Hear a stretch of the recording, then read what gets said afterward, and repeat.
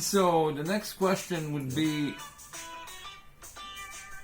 how do you think that this innovation can change the society once again? How can the innovation change society? It's really how wild the imagination can be. And it really is to structure the way that our imagination is going to be. Like a grapevine, you know, the Hebrew word for trimming is lezamer, and it's the same word for singing. It is you figure out a way, you figure out the chord, you figure out the main drive of the plant, the biological drive, and then you cut and you prune it and you grow it, you cultivate it, and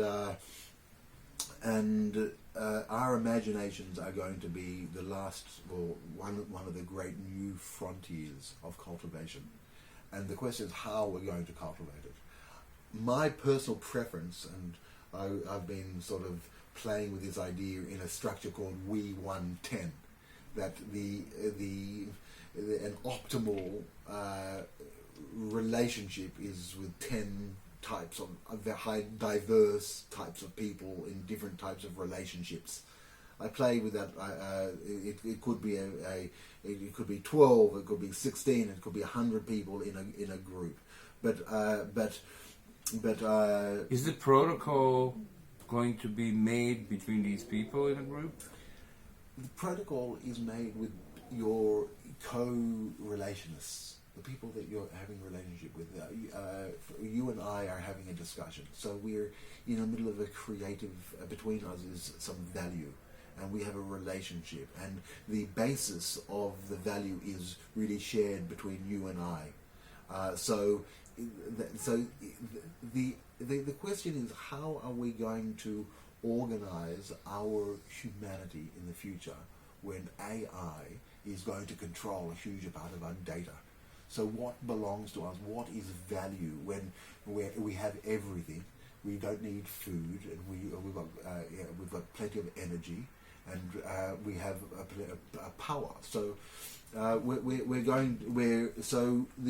question is how we will organize our imagination, and how we'll organize our will, and how we'll organize the relationships between the.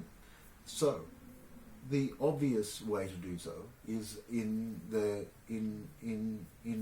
small groups of people. That's the way humanity has survived for all of its history. In small groups, yes, in families, in micro-families, and in large clans, and in also non-biological groups. And then in larger groups which are bound together by ideology or bound together by other structures.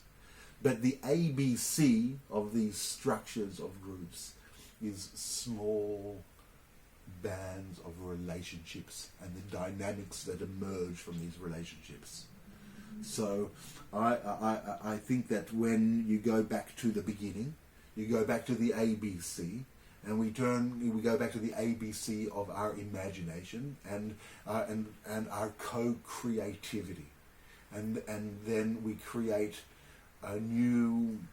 It's almost like a new language of creativity. So that if individuals were armed with AI, and that AI can guide them, like if you have a mechanically assisted robotic arm which can help you lift heavy industry or heavy machinery, and you have a robotically assisted AI which will help you think or imagine, and not only that, but help you imagine with other people towards various goals that you have, then you have 2 people, then you have 3 people, then you have 4 people. I think that with that, you could maximum get to 10 randomly very, very different people before you have incredible, unprecedented frontiers of thinking. So I don't think you need more than 10 when you're armed with AI. In fact, 10 is huge. It's many, many hundreds of billions of options. So So that's my framework, to work out small, integrated, entrepreneurial